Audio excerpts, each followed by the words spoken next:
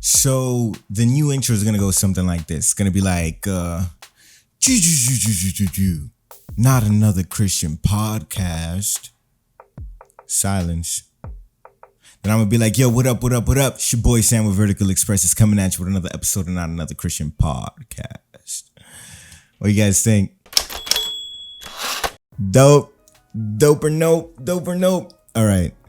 So, as you guys know, as you read in the title, 1 year on YouTube. Vertical Express has been going on for 1 year. We're celebrating my 1 year anniversary on Cinco de Mayo. So that was pretty dope. Happy Saturday, y'all. Thank you for joining. Thank you for tuning in once again. I feel nervous. I'm overcome with excitement. Honestly, I didn't think I would reach a year. There was moments where I was just like, bro, why am I even doing this? You know, I had the loyal fans. You guys know who you are. You know, big shout out to you. Thank you for pushing me and getting me to this point. Unfortunately, we didn't hit 400 subscribers.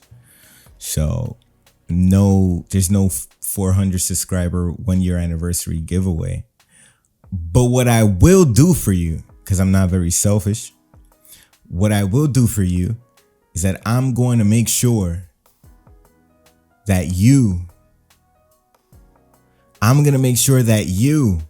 don't get a very long video today. That's what I'm going to do. I'm going to keep it short and sweet because it's an anniversary video.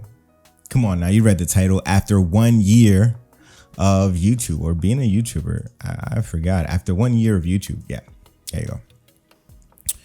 After 1 year of YouTube, man, I've learned so much. YouTube definitely has the potential to make you or break you, as does all platforms of social media and social interactions, right? You got to learn to live beyond the likes. You got to learn to live beyond the dopamine hit. You got to learn to live for more. And really, you get to the bottom of purpose. You get to the bottom of why am I doing this? And you sort of get to know a lot of yourself in the process. And I love doing that. There's so many things that I pick up. No reason. I'm not necessarily trying to do this for the rest of my life, but it's a good way for me to get to know me. Do I like this? Why am I doing this? How do I feel about this? Is this, is it for me? Is it not? You get to answer these questions. And quite honestly, there's one aspect of YouTube that I love. And that is the fact that I get to do something that I do truly love doing, which is talking Christ, right? It would be dope if I had 1 million subscribers and I could retire because I'm living off of just YouTube money. That would be amazing. But to be honest with you, what I love doing, I never get tired of doing. Dream job scenario would be to speak on the word of Christ. It's just the word, have these discussions, teach, let people know, man, this is what I'm seeing. This is what God is telling me. So this is what I'm going to say. That just never gets old for me. And, I'm a musician. Yeah, I play multiple things. And sometimes I get tired of the drums. Sometimes I get tired of playing the bass. Sometimes I get tired of playing the guitar. It's like, and then there are moments where like, oh, I really want to play this. So that's all I play for like a month or two, but I just get tired of it. But for some odd reason, when it comes down to the word and talking Christ, teaching, discussing, learning, growing, it never gets old. It never gets old. After 1 year of being on YouTube, man, I've learned that I am still very much excited about talking about the word. And so today is more of a Bible study. Today, there's just the word that I feel like God gave me earlier in the week. For me, it was a blessing for me. I applied it to myself. But because I'm carrying it in my heart, I'm going to share it with you. That's what we do over here. Not Another Christian Podcast. That is what we do. We share, we care. You already know. I was going to say something, but it would have been completely idiotic for me to say. Been watching too much Dave Chappelle.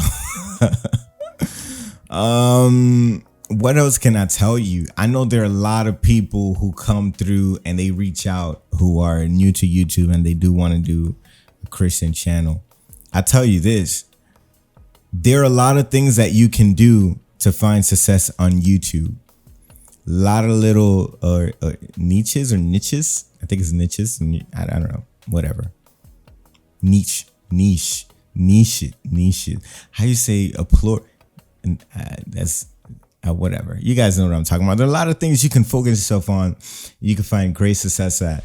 And maybe if you're just more likable than me, it'll be easy to grow. But the truth is that it's a struggle. And if you're focusing about the numbers, they might not come fast. And I'm not saying that's going to be for everybody, because you might just come in here and kill it straight up. Remember me when you do. Shout me out. Share some of that love. But if you're focused about the numbers, it's going to be a challenge. And it's something that you're going to have to stay consistent with. And consistency, as with everything in life, not just YouTube, just being consistent in life is rough sometimes, because man, it's hard. You know, you may go to the gym for 2, 3, 4 weeks and then crap out, and then no more gym.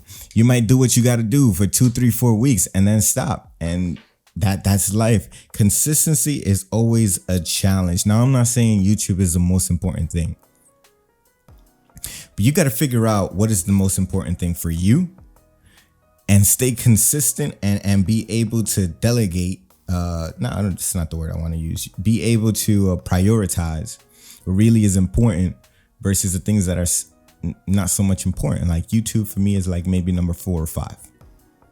Why? Because, well, I know half of it is just me loving to get into the word, but also me taking responsibility and understanding that, hey, there may be some people out there who trust me, trust the channel, trust the page, and I may be the one who gives them a message that they're going to need to move forward. You know, a little pick me up. And it's not really me, it's just God using me. You know, so I also want to make sure that I'm staying available to what God wants me to do while being responsible about the other things that God has given me. Because it's all about multiplying the gifts that God has given you, right? God may have given you 1, 2, 3, 4, 5, 6, 7, 8, 9, 10. But as long as you're taking what God has given you and multiplying it, He trusts you with more. And it's not trusting you with more because you gained His trust. It's easy to see it that way. Like, God gave me a gift, I did good with it, so He gave me more, and I worked for what He gave me. Don't look at it that way. Don't look at it as in I had to work for God to trust me. Look at it this way. In your working with that one gift, that one talent, and being fruitful and multiplying it, you're not noticing how much you're growing, right? You're growing stronger. So now you're able to withstand more. But what if God would have given you 2 gifts, right? To start off, 2 or 3, and you just couldn't. And instead of being a blessing and being something that you could focus on and grow in and multiply, it destroyed you. Like, we look at a lot of things with God and we say we had to work for God to give this. We had to do this for God to. But what if God is just saving you from something that He knows would destroy you, right?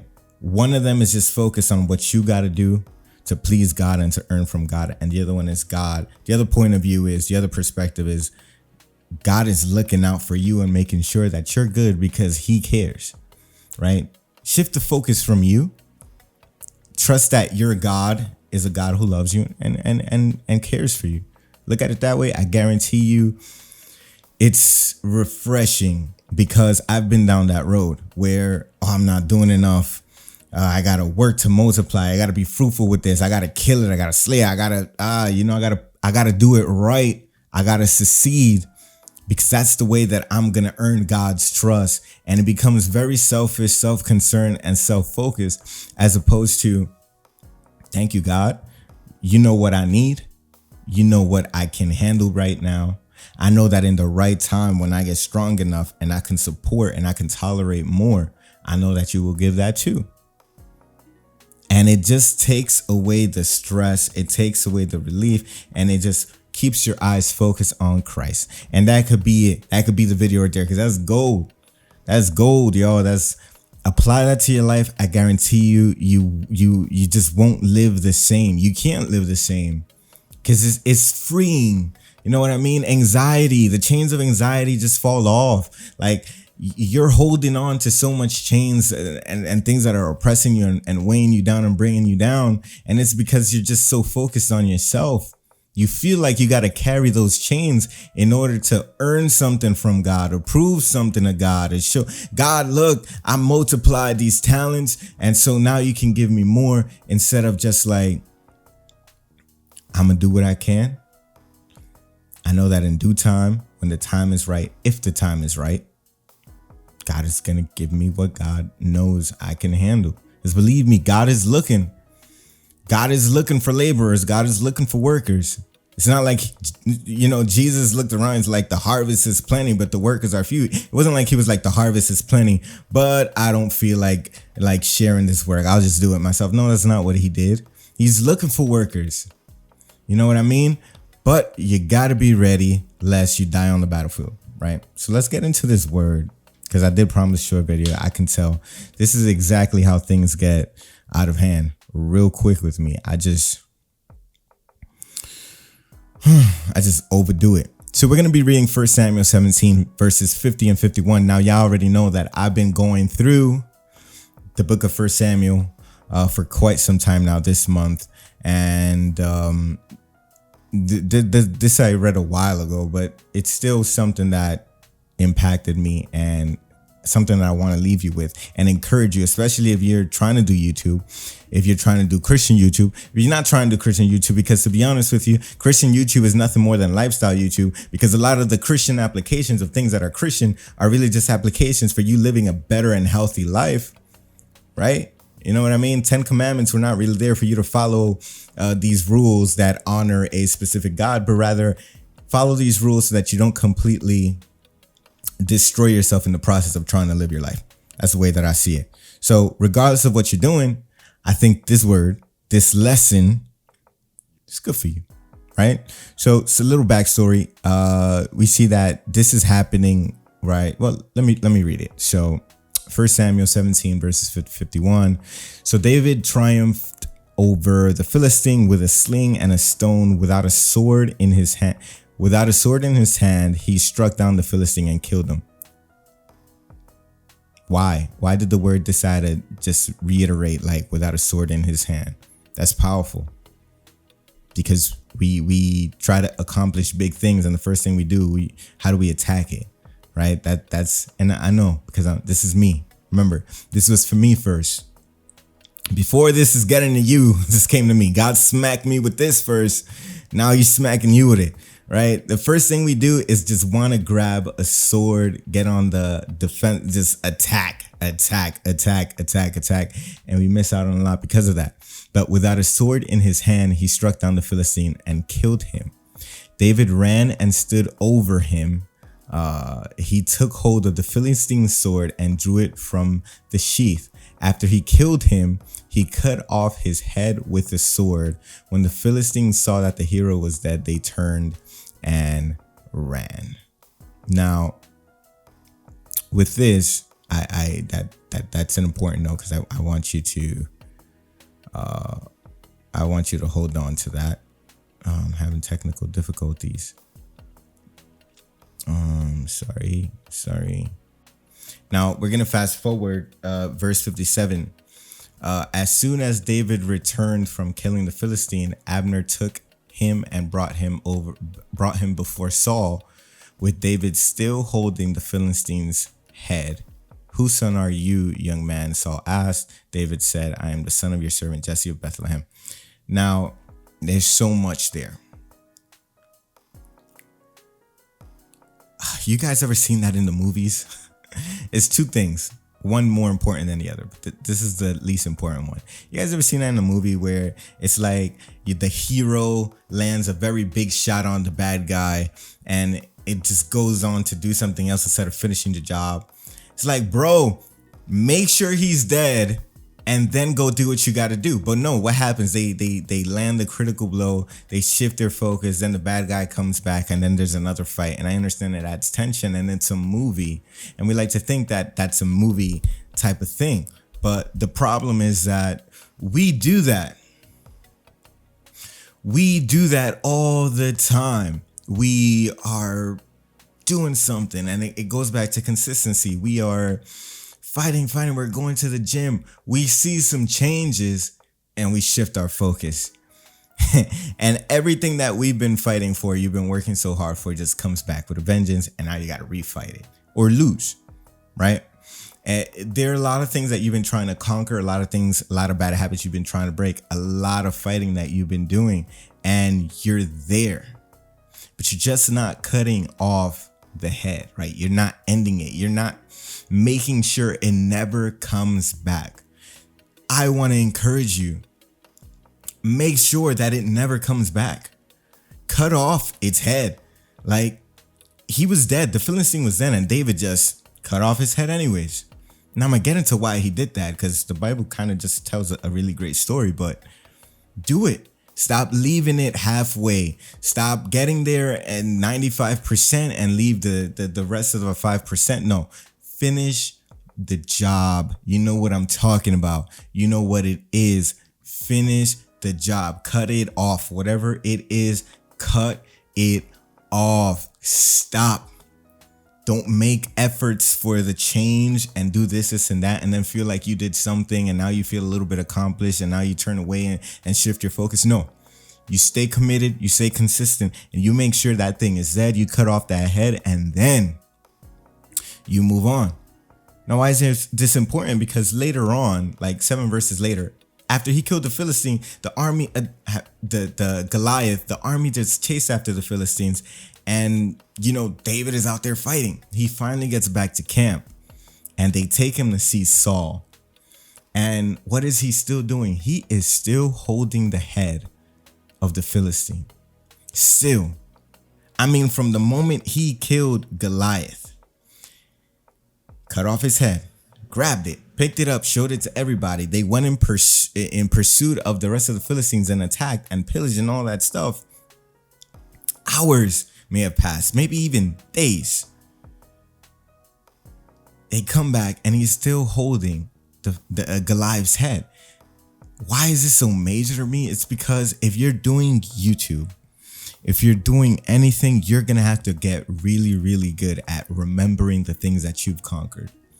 If you're trying to go through this life, if you're trying to succeed at anything that's worth your while, you're going to face challenges. And in those challenges, you are going to have to remind yourself and everybody around you what you've already conquered.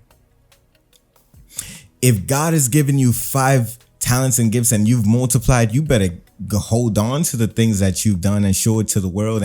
And God is not trying to elevate you. Wow, the sun just like completely went away. Whatever. God is not going to put you somewhere where you're not certified, where you're not, what's the word I'm looking for? Not certified. You're not prepared to be. God is not going to put you in a situation that you're not prepared for. He did that with Saul, and look what happened. And he said it. He regretted it. God, the word says, like, God regretted making Saul king over Israel. David was being prepped and prepared, and he walks to speak to Saul with proof. That's his. Those are his stars and stripes. That's his resume right there. I'm holding Goliath's head in my hands still. Now, there are things that you've done. There are things that you've accomplished. There are things that you're on the cusp of accomplishing, right? And you're going to move on to the next season, the next challenge. And it's not the temptation, but the habit is that we just tend to forget. We tend to lose sight of the things that God has done, of the things that we have conquered with God, of the past. And we just move on. We just show up to that next situation and we fall apart. We fall apart because I'm forgetting that I was built for this.